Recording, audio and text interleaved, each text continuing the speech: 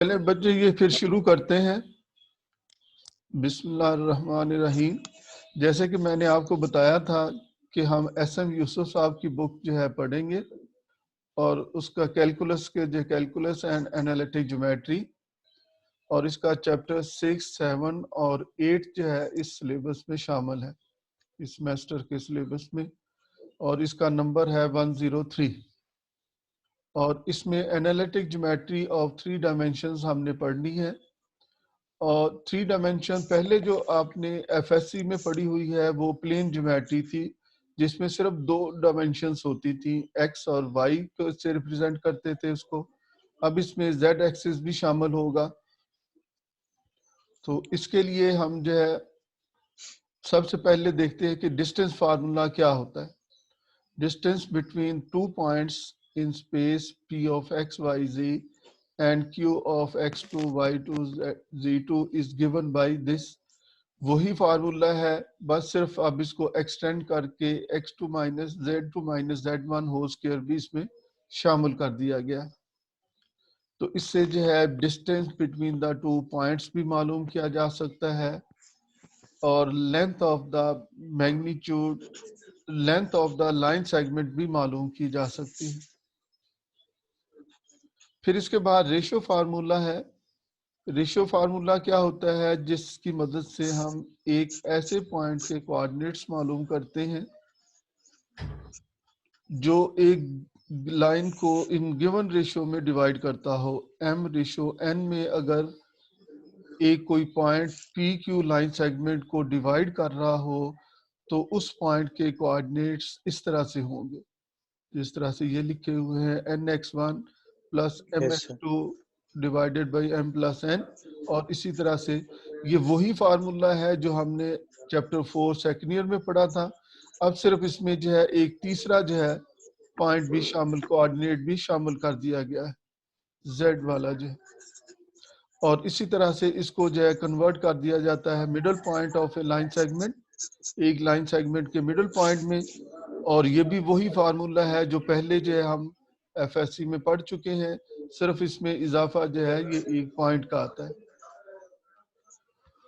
और उसके बाद हम इसमें पढ़ेंगे सेंट्रॉइड ऑफ ए ट्राइंगल, एक ट्राइंगल का सेंट्रॉइड जो है इसका भी वही फार्मूला है जो पहले एफएससी वाला था, और अब इसमें जो है सिर्फ एक जेड कोऑर्डिनेट का इजाफा किया गया है। और ये आपको आपको याद रहना चाहिए कि सेंट्रॉइड क्या होता है। Centroid is a point of intersection of 3 medians of A triangle. एक ट्राइंगल के 3 मीडियंस का पॉइंट ऑफ इंटरसेक्शन जो है ये सेंट्रॉइड कहलाता है। और सेंट्रॉइड हर मीडियन को इन द रेशियो 2:1 डिवाइड करता है। याद रखना है आपने कि सेंट्रॉइड हर मीडियन को रेशियो 2:1 में डिवाइड करता है। 2 पहले आता है, 1 बाद में आता है, 2:1 में।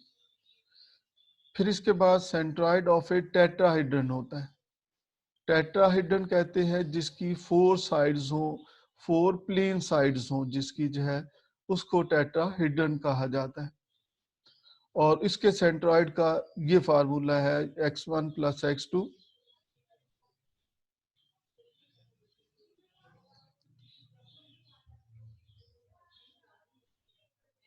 ये x1 plus x2 plus x3 plus x4 divided by 4 और y1 plus y2 plus y3 plus y4 divided by 4 और इसी तरह से z1 plus z2 plus z3 plus z4 divided by 4 जो है ये सेंट्रॉइड ऑफ ए टेट्राहेड्रन का formula है। अब इस टेट्राहेड्रन का सेंट्रॉइड मालूम करने का तरीका ये होता है कि हम पहले इसकी जो 3 मुख्तलिफ ट्राइंगल्स बनती हैं उनका, उनमें से एक का जो है सेंट्रॉइड मालूम कर लेते हैं। और इसका जो टेट्राहेड्रन का सेंट्रॉइड है ये हर मीडियन को 3:1 में डिवाइड करता है। ट्राइंगल का सेंट्रॉइड 2:1 में डिवाइड करता है, जबकि सेंट्रॉइड का जो है ये 3:1 में डिवाइड करता है। तो ये अब जब एक्सरसाइज में जो है इसका सवाल आएगा तो फिर मैं उसमें जो है आपको बता दूंगा कि कैसे जो है इसको मालूम करते हैं। अभी हम जो है शुरू करते हैं कि एक्सरसाइज के सवालों पे हम इसको कैसे जो है अप्लाई कर सकते हैं। पहला सवाल ये है कि अगर P और Q कोई दो ऑपोजिट वर्सेस ऑफ ए पैरेललोपिपेड दिए गए हों तो इसके बाकी फेस बाकी वर्सेस के कैसे कोऑर्डिनेट्स मालूम किए जा सकते हैं। अच्छा, ये आपको फिगर नजर आ रही है जी? Yes sir. अच्छा, ये फिगर अगर आप देखें यस सर, तो आ रही है, नजर आ रही है सही। जी, ये जरा इसको थोड़ी सी समझने की कोशिश करें, मैं आपको समझाता हूँ। ये एक्स एक्सिस नहीं है, ये अलोंग एक्स एक्सिस है।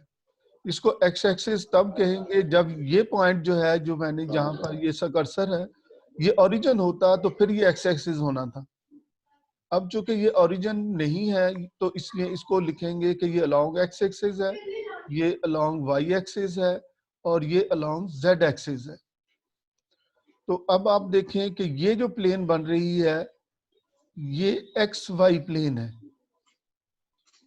ए पी बी आर जो है ये एक्स वाई प्लेन है और एक इसके पैरेलल प्लेन है और वो है T C S Q, T C S Q. और A P B Q B R जो है ये दो पैरेलल प्लेन्स हैं और ये दोनों प्लेन्स एक्स वाई प्लेन में है। एक्स वाई प्लेन में याद रखें कि जेड कोऑर्डिनेट सेम होता है। तो ये पॉइंट गिवन है पी पॉइंट, इसका जेड कोऑर्डिनेट क्या है 2 है। तो अब आप देखें कि ये सारे पॉइंट जो है इनका जेड कोऑर्डिनेट 2 आता है। ये एक्स वाई प्लेन है और एक्स वाई प्लेन में जेड कोऑर्डिनेट सारे पॉइंट्स का सेम होगा।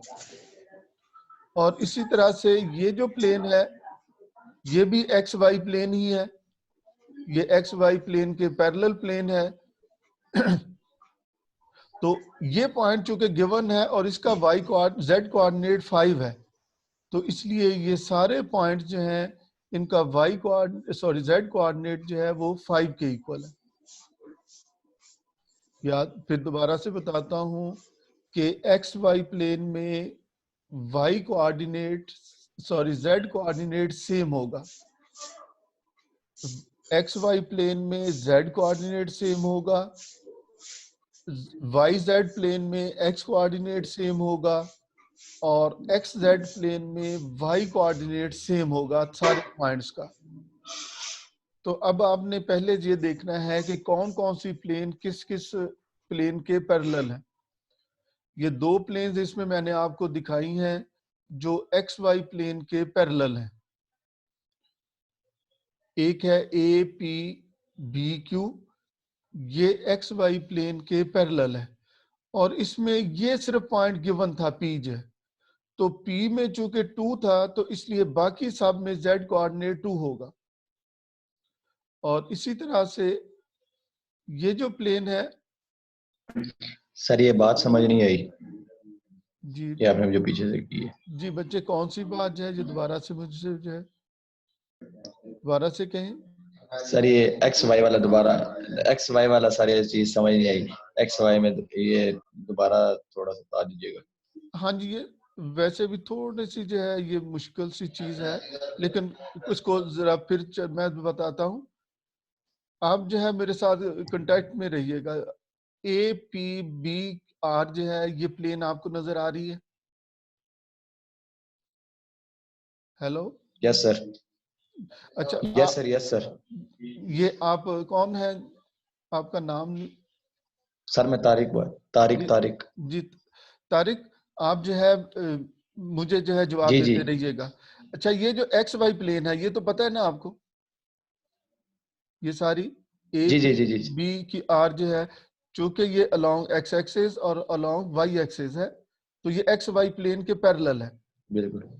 इसमें सिर्फ ये पॉइंट जी पी गिवन है, सवाल में गिवन है कि ये पॉइंट है एक, ठीक है। जी तो इसमें जेड कोऑर्डिनेट चूंकि जी जी 2 जी है, इसका जेड कोऑर्डिनेट 2 है ना, जी तो इसलिए जी जी जी इस प्लेन में जितने भी पॉइंट्स होंगे उन सब का जेड कोऑर्डिनेट 2 ही होगा। ये भी 2 है अच्छा ये भी ठीक, 2 है, जी जी, ये भी 2 है। ये भी 2 है। ठीक है, समझ आ यस गई। सर, अच्छा, इसके पैरेलल यस सर, ये जो, यस सर। इसके पैरेलल ये भी प्लेन है, ये टी सी एस क्यू, ये भी क्यू एक्स वाई के पैरेलल ये प्लेन है, ये समझते हैं ना। यस सर, तो इसमें क्यू जी पॉइंट गिवन है सिर्फ, और क्यू पॉइंट के कोऑर्डिनेट ये सवाल में गिवन है। तो इसका जेड कोऑर्डिनेट क्या है? यस, 5। 5 है। तो इस प्लेन में जितने भी पॉइंट्स हैं सबका जेड यस सर, कोऑर्डिनेट 5 ही होगा। 5 ही होगा। Yes sir, clear. Clear, clear हो गया ये बात। Yes sir, clear. अब मैं यस सर, एक क्लियर होगी। अब मैं एक दूसरी प्लेन का आपको जिक्र करता हूं। ये वाली प्लेन जो है सी पी ए टी, ये कौन सी प्लेन है? ए टी सी पी जो है ये कौन सी प्लेन है, या किसके x Z parallel? Sir. X Z के पैरेलल है ये। ठीक है, एक्स, एक्स जेड के। X Z. तो यस सर, इसमें कौन सा कोऑर्डिनेट सेम होना चाहिए? वाई। वाई सेम होना चाहिए। और इसमें कौन सा पॉइंट गिवन है? यस सर, वाई में 1 है। हाँ जी, पी, सी सिर्फ पी। पॉइंट। याद रखें कि सिर्फ पी और क्यू पॉइंट्स गिवन है, बाकी हमने मालूम करने हैं। ठीक है, यस तो सर, पी में वाई कोऑर्डिनेट 1 है ना 1? यस सर, तो सारे इस प्लेन में यस सर, सबका वाई कोऑर्डिनेट 1 ही होगा, है ऐसा? जी। जी। इसके बाद इसके पैरेलल यस क्या सर, है? ये प्लेन है एस क्यू आर, ये प्लेन है एस क्यू आर बी जो है, ये भी एक्स जेड प्लेन के पैरेलल है। और इसमें Q पॉइंट गिवन है जिसका Y कोऑर्डिनेट 3 है। तो यस सर, इसलिए सारे जो है वर्टिसेस का Y कोऑर्डिनेट 3 होगा। यस सर, ठीक है, ये दो planes yes sir, clear clear हो हो गई। गए। यस सर, क्लियर हो गई। एक ये प्लेन यस है, सर, ये है YZ प्लेन। ठीक है, YZ प्लेन में कौन सा कोऑर्डिनेट यस सर, सेम होगा? वाई और जेड में एक्स। X सेम होगा। एक्स और सर, इसके पॉइंट हैं C, yes sir, T, B और S, और इसमें से P गिवन है सिर्फ। और P के X कोऑर्डिनेट क्या है? P का -1। -1। तो ये सब के साथ देख लें -1 आ गया। ठीक है, और इसके पैरेलल जो है ये वाली प्लेन है A T Q R, A T Q R, ये एक्स वाई जेड के पैरेलल है। उस प्लेन के बिल्कुल सामने नजर आ रही है ना, ये क्लियर हुआ? इस प्लेन के पी सी एस बी, इसके पैरेलल है ए टी क्यू आर। ये समझ आई है किसी को? कोई मुझे बताएं। Yes sir. ठीक है, तो यस सर, समझ आ गया। इसमें एक्स कोऑर्डिनेट सेम होना चाहिए। तो इसका क्यू क्यू गिवन है, तो इसका एक्स कोऑर्डिनेट 2 है। Yes sir. तो ये सारे पॉइंट्स का एक्स कोऑर्डिनेट 2 ही आता है। जी सर। ठीक है, तो इस तरह से जो है इसके बाकी कोऑर्डिनेट्स मालूम किए जा सकते हैं। ये ऐसे एक जी तो चीज समझने के लिए ये सवाल है। दूसरा ये कि कभी ऑब्जेक्टिव टाइप इस तरह का आपको आ जाए तो आपने बात याद रखनी है कि एक अगर एक्स वाई प्लेन है तो इसमें जितने भी पॉइंट्स होंगे उसका जेड कोऑर्डिनेट सेम होगा, और जी वाई जेड प्लेन में जितने भी पॉइंट्स होंगे उनका एक्स कोऑर्डिनेट सेम होगा, और एक्स जेड प्लेन में जितने भी पॉइंट्स होंगे उनका एक्स उसका सॉरी जो है वाई कोऑर्डिनेट जो है वो सेम होगा। सेम। क्लियर होगी? जी सर। और जो यस सर। एक्स एक्सिस के ऊपर जो पॉइंट होता है उसको एक्स इंटरसेप्ट्स कहेंगे, जी और एक्स इंटरसेप्ट्स में जो है सिर्फ एक्स की वैल्यू होगी, बाकी दोनों जीरो होंगे। जी और y कोऑर्डिनेट, y एक्सिस पे जो पॉइंट होता है उसमें सिर्फ y कोऑर्डिनेट की वैल्यू होगी, बाकी 0 0 होंगे। और जी सर। अगर दोनों पॉइंट 0 हो, x y 0 हो, सिर्फ z दिया गया है तो वो z इंटरसेप्ट है। अगर y z पॉइंट जी सर। 0 है, कोऑर्डिनेट 0 है, तो वो x इंटरसेप्ट है। और अगर जो है x और z 0 हो तो वो y इंटरसेप्ट बनता है। ठीक है, चलिए ये चीज फिर किसी और यस सर। स्टेज पे भी फिर मैं दोबारा से भी आपको जो है बता दूंगा, ये जहां जहां आएगी। अभी ये इतनी इस लिहाज से अहम नहीं, समझने के लिए तो अहम है, लेकिन ये जरा थोड़ी सी आहिस्ता आहिस्ता आपको जो है ये समझ आएंगी। हम जो है अगले सवालों पे जी आते सर। हैं। क्वेश्चन नंबर 2 है, सॉरी क्वेश्चन नंबर 4 है कि show that the points are the vertices of a right triangle are an isosceles are both triangles. यानी कि कोई ट्रायंगल्स। ट्राइंगल या सिर्फ राइट ट्राइंगल हो सकती है, या सिर्फ आइसोसेलेस हो सकती है, या सिर्फ या दोनों हो सकती हैं, आइसोसेलेस भी हो सकती है और राइट ट्राइंगल भी हो सकती है। भी हो सकती। तो आइसोसेलेस के लिए कंडीशन ये है कि उसकी दो साइड्स इक्वल होनी चाहिए, जी सर। और राइट ट्राइंगल के लिए ये है कि उस पे पाइथागोरस थ्योरम वैलिड होना चाहिए। Yes sir. वैसे तो राइट ट्राइंगल की कंडीशन ये है कि इसका एक एंगल 90 का हो, लेकिन जी। इसमें चूंकि हम एंगल से मुतल्लक नहीं पढ़ेंगे, हम जो है तो पाइथागोरस थ्योरम यूज करेंगे इसको साबित करने के लिए कि इसका एंगल जो है वो 90 के इक्वल है। तो पहला जो है ये डिस्टेंस फार्मूला वही यूज किया है, x2 minus x1 whole square plus y2 minus y1 whole yes square two sir. Minus plus Y one. z2 minus z1 whole square. Z2 minus Z1 whole square. और ये तीनों distances मालूम किए हैं, तो इसमें से दो इक्वल थे, तो इससे प्रूव हो गया कि ये एक आइसोसेलेस ट्रायंगल है। अगर ट्रायंगल है। अगर आप कोई से दो के स्क्वायर्स का सम करें तो ये पाइथागोरस थ्योरम नहीं बनता, तो ये सिर्फ आइसोसेलेस है, राइट ट्रायंगल नहीं है। नहीं। Yes sir. ये कोई और आवाजें मिक्स हो रही हैं। अच्छा, ये क्वेश्चन नंबर 4 का पता यस चल सर, गया। ये भी उस्मान बोला ये। सर ये भी उस्मान बोला है। जी जी ठीक है। अच्छा, किसी ने कोई सवाल पूछना है तो पूछ ले, कोई एक अलग। सर। जी जी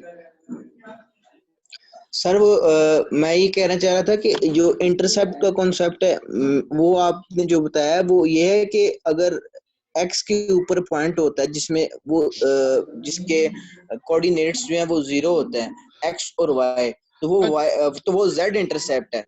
और अच्छा, अगर वाई और एक्स नहीं वो बच्चे मैं है ना फिर एक और फिगर बनाऊंगा, मैं किसी दिन वो शेयर करूंगा, उससे फिर मैं ये चीज आपको समझा दूंगा, जिसमें हम एक ओरिजिन पे कंसिडर ठीक हो करके फिर जो है वो बताऊंगा मैं कि वो कैसे आएगा, वो ज्यादा बेहतर समझ आएगा आपको। ठीक हो गया सर। ठीक है, अभी तो ये चूंकि जो है ओरिजिन पे नहीं था ना कोई भी पॉइंट, तो इसलिए आपको इसमें मुश्किल होगी। जी वो फिर ओरिजिन वाला किसी दिन जो है फिगर बना के मैं आपको शेयर करूंगा। ठीक हो गया सर। ठीक है। अच्छा, ये क्वेश्चन नंबर 4 5 6 7 ये सेम है, इनको देख लें क्या इसमें कोई मसला है। तो सर ये तो इजी है सर। इजी है ना। हाँ जी, ये इजी होने चाहिए, वही यस है, सर। सेकंड ईयर वाले ही हैं।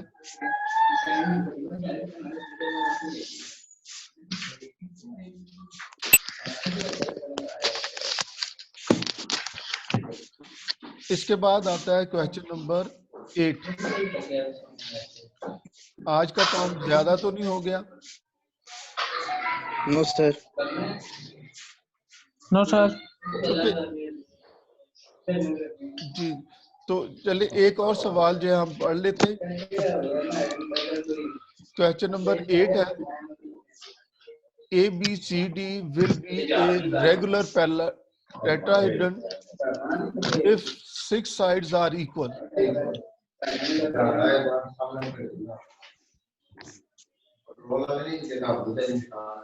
अच्छा बच्चे, आपने एक काम ये करना है, सर ये टेट्राहेड्रन की यही डायग्राम होती है। टेट्राहेड्रन की ये सामने जो बनी हुई है डायग्राम ये है।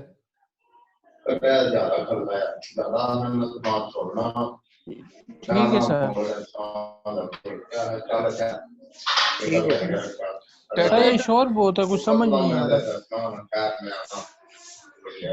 ये कोई और भी जो है इसमें बात कर रहे हैं जी जी जी। अब जरा मेरे ख्याल में आवाजें जरा कम हुई है। अच्छा, ये जो यस टेट्राहेड्रन सर, है, अब कम होगी। टेट्राहेड्रन कैसे बन सकती है? ये नीचे BCD अगर ट्राइंगल बनी हुई हो नीचे जमीन पे, आप उस ट्राइंगल के एक एक कोने पे जो है धागा बांध के ऊपर पकड़ लें A पॉइंट पे, तो ये टेट्राहेड्रन बन जाती है। कोई विजुअलाइज किया आपने इसको कैसे बनेगी? यस सर, समझ आ गई है। ये नीचे ट्राइंगल अगर हो, इस पे आप हर कोने से एक एक धागा बांध के ऊपर A पॉइंट पे पकड़ लें, तो ये एक टेट्राहेड्रन बन जाएगी। तो इसकी एक है साइड ABC, ट्राइंगल वाली साइड बनती है, एक है ABD और एक है BCD और एक बिल्कुल सामने है ACD ट्राइंगल। जो ये 4 साइड्स बनती है। टेट्रा का मतलब होता है 4, हेड्रन मीन साइड्स, जिसकी 4 साइड्स हो उसको टेट्राहेड्रन कहते हैं। तो इसमें हमारी मीटिंग का ये क्लास का टाइम भी जी, ये आलू प्याज जो है 2 किलो जो है ये किलो पे आ रहे हैं आवाज। चल ये तो आती रहेगी जो है। ये आती रहेंगी सर। हाँ जी, कोई बात नहीं जो। अच्छा, ये टेट्राहेड्रन जो है इसमें जो है 6 साइड्स अगर इक्वल हो, 6 की 6, ये जो 6 लिखी हुई हैं, तो ये रेगुलर टेट्राहेड्रन कहलाएगी। तो ये डिस्टेंस फार्मूले से आपने ये 6 साइड्स इसकी जो है मालूम कर लेनी है।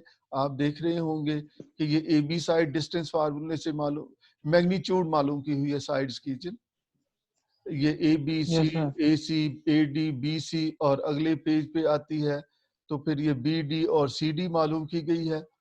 और ये 6 की 6 जो है जो कि आपस में इक्वल हैं, तो इसलिए ये एक रेगुलर टेट्राहेड्रन बन गई।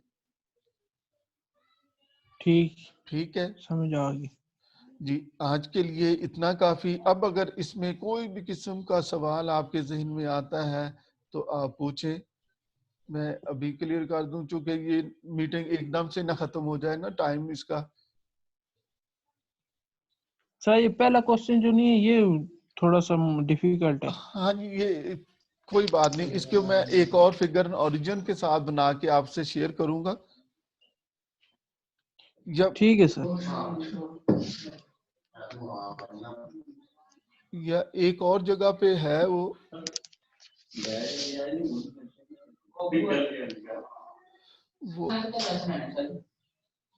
एक और जगह पे अगर मुझे एक फिगर नजर आ गई।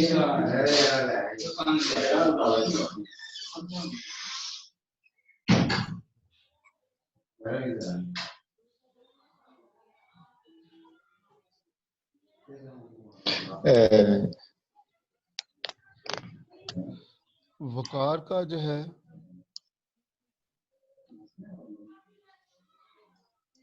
सर, ये सिर्फ 2 ही शो हो रहे हैं पीछे बैक पे। ये एक मेरा और है, एक उस्मान का और है, हाँ जी, और ये एक बात ये सैयद जोक का और है। असल में ये नेटवर्क के मसले बनते हैं, तो वो जिसकी वजह से वो डिस्कनेक्ट हो जाता है।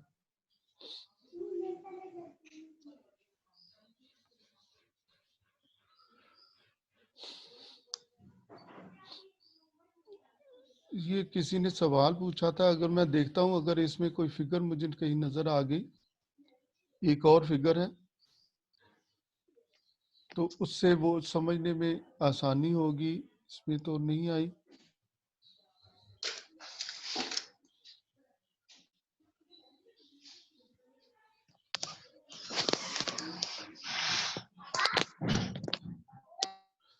चलिए वो मैं अलग से जो है ना बना के आपके साथ शेयर यस सर, करूंगा। आप बना के फिर हो जाएगी। हाँ जी, वो इसमें होगी।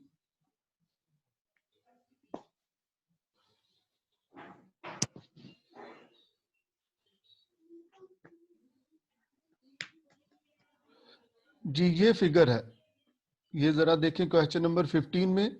अब इसमें ओरिजिन पे आ गया एक पॉइंट, ये ओ ओरिजिन पे आ गया। Yes sir.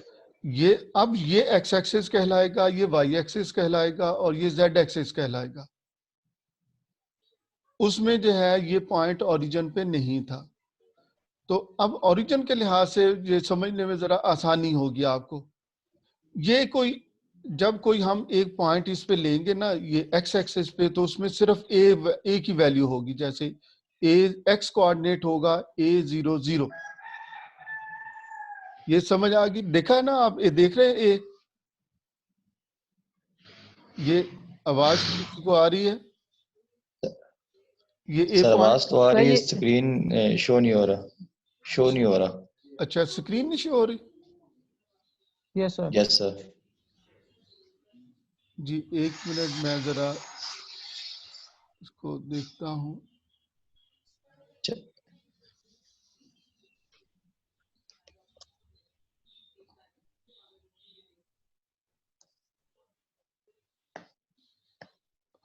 जी अब हो रहा है शो? यस सर, अब शो होगी है। हाँ जी, अब होगी ये शो जो। तो यस सर। अब ये देखें कि ये ओरिजिन पे है। जब ये पॉइंट ओरिजिन पे हो तो ये एक्स एक्सिस, वाई एक्सिस और इस तरह से जेड एक्सिस होंगे। ये जो X axis, Y axis, Z axis हैं, ये किसी को भी एक्स, किसी को भी वाई, किसी को भी जेड कह सकते हैं। इन दोनों को एक्स और वाई और इसको जेड कह दें, या इसको एक्स और वाई और इसको जेड कह दें। ज्यादातर यही दो पैटर्न चलते हैं। जब ये ओरिजिन पे हो तो एक्स एक्सिस पे कोई भी पॉइंट हो, उसका सिर्फ एक्स कोऑर्डिनेट होगा, उसकी कोई वैल्यू होगी, बाकी वाई जेड जीरो होंगे। क्या ऐसा है? Yes sir.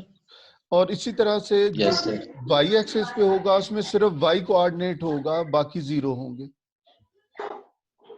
जी जी। ठीक। और यस जो सर। जेड एक्सिस पे होगा उसमें सिर्फ जेड कोऑर्डिनेट होगा, बाकी जीरो होंगे। ठीक है? तो यस ये sir. A, B, C are called x intercepts, y intercepts and z intercepts। ये क्लियर हो गया? Yes sir. Yes. A x intercept है, B y इंटरसेप्ट है जी और C z इंटरसेप्ट है। ठीक है? Yes sir. A, B, जी सर। C R अलग अलग जो है, ये x और y और ये z इंटरसेप्ट्स हैं रिस्पेक्टिवली, इसको कहा जा सकता है। अब फिर इससे मैं आपको बताता हूं कि ये है एक्स वाई प्लेन। इस पॉइंट को, ये जो एक्स एक्सिस के ऊपर है पॉइंट, अगर मैं पॉइंट को इधर लेके आता हूं तो ये पॉइंट अब एक्स वाई प्लेन में आ गया। जब ये एक्स वाई प्लेन में आया तो इसमें वाई कोऑर्डिनेट का इजाफा होगा। ये क्लियर हुई बात? Yes sir. ये ए पॉइंट है जो सर ये नहीं एक्स हुई एक्स। Clear x. जी दोबारा से बताता हूँ, ये पॉइंट एक्स एक्सिस के ऊपर लाई कर रहा है। इस पॉइंट को जब मैं यस इधर सर। को लेके आऊंगा तो ये एक्स वाई प्लेन में पॉइंट आ गया। ऐसा यस हो सर। गया? जब एक्स वाई प्लेन में आ यस सर, आ गया गया। तो यस सर। एक्स के साथ साथ इसमें वाई भी आएगा, और वाई एक जो है इसमें बी आ गया। ठीक है सर। यस ठीक है? सर। और जेड हमेशा ये जीरो ही रहा, क्योंकि इस प्लेन में यस सर। जेड टू कैक्स कोऑर्डिनेट, इसमें जेड कोऑर्डिनेट सब में जीरो ही होगा। और अगर मैं इस जी पॉइंट को इधर को ले जाता तो ये X Y plane, X Z plane में आ जाता पॉइंट, और जब x z प्लेन में Yes, आता yes, तो sir. इसमें x के साथ z का इजाफा हो जाता, जैसे कि इसमें z का इजाफा हो गया है, P zero होता। और y जो है इसमें 0 होता। y इस प्लेन के हर पॉइंट में 0 होगा, y इस प्लेन के हर पॉइंट में 0 ही होगा, ठीक है। Yes sir. और इस पॉइंट को जब आप जो है स्पेस में लेके जाएं, जैसे फर्ज कर लें कि ये जो पॉइंट हैं ये फर्श पे हैं आपके, अब फर्श से उठा के अब आप उसको एक दरमियान में कहीं कमरे के दरमियान में लेके आते हैं, तो ये पॉइंट यहाँ पर आ गया। अब इसमें एक z कोऑर्डिनेट भी शामिल हो गया। Yes sir. ये जो Yes, o sir. डैश है इसमें x कोऑर्डिनेट भी है, ये y कोऑर्डिनेट भी है, ये z कोऑर्डिनेट भी है। ये Z भी ऐसे है। जी ये ऐसे ही है जैसे आपके कमरे में आपने कहीं भी सेंटर में कोई एक पॉइंट आप कहीं भी कर दें कि ये पॉइंट है जिसके लिए आपको x भी चाहिए होगा, y भी चाहिए होगा, z भी चाहिए होगा। यानी कि आप उसको अगर स्पेसिफाई करना चाहते हैं, आपको बताना पड़ेगा कि इसकी ये कितनी लेंथ पे है, ये कितनी विड्थ पे है और ये कितनी हाइट पे है, तो तब इससे जो है ये 3 चीजें आएंगी, A B C इसमें आएगा। ठीक है, क्लियर हुई बात बच्चे? Yes, sir. ठीक है, मेरे Yes, ख्याल में sir. आज के लिए हम इसको जो है खत्म करते हैं, इतनी जो है क्लास। और बाकी जितने दोस्तों को सबसे राब्ता करके जरा पूछ लीजिएगा कि जिसको जो जो मसले हुए हैं वो आहिस्ता आहिस्ता इस हफ्ते में क्लियर हो जाएं, ताकि हम कुछ ज्यादा भी ना पढ़ लें, ताकि उनको मसला भी ना बने। तो अभी जो है हम फिर इसको खत्म करते हैं। अल्लाह हाफिज, जो है अपनी दुआओं में याद रखिएगा, सबको जो है याद रखिएगा। जी सर। सर आप भी दुआ में याद रखिएगा। अल्लाह हाफिज। इंशाल्लाह जी, इंशाल्लाह। अल्लाह हाफिज। Bye bye.